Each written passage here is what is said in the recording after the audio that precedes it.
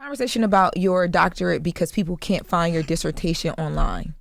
How are you responding to that in this new era of your life? I'm going to clear it up once on here. I'm not doing it again. And I'm clearing it up for my doc squad, for my fan base, for my audience who deserve to hear me address it.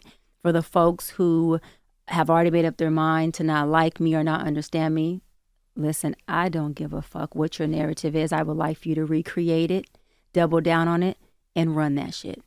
Because I don't give a fuck about it. Now, to my doc squad, my fan base, my folks, my village, it's very simple. So there's a concept in psychology called denial.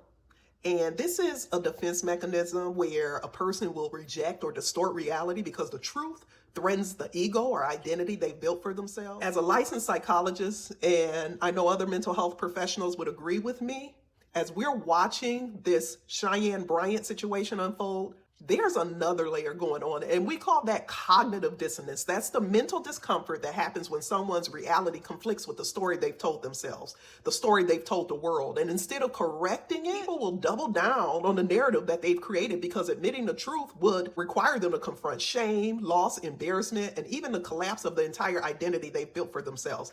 As a licensed clinical psychologist who spent years earning my doctorate, completing supervised training, and passing state licensure exams, I've honestly long had questions about her legitimacy because there's a language clinicians use, there's a depth of understanding, precision, and ethical responsibility that becomes second nature through training.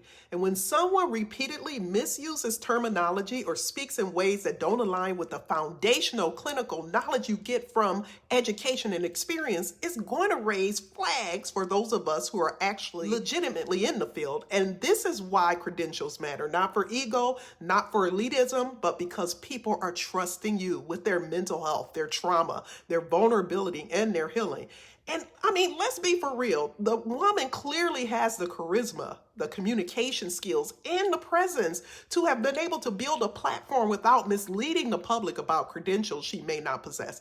People connect to confidence, relatability, storytelling, and delivery. She never needed to allegedly attach herself to a title that wasn't legitimately earned in order to have an impact. Our title should never be the sole thing that defines us. But for those of us who sacrifice years and years and years of study, clinical training, supervision, licensing, exam, and ethical accountability to legitimately earn those credentials, it's deeply unsettling to watch people attempt to hijack titles they never earned. It has nothing to do with jealousy. It has everything to do with ethics. You can have all the confidence in the world, and it doesn't mean you're competent. Confidence is not competence. A platform is not proof, and popularity is not professional qualification.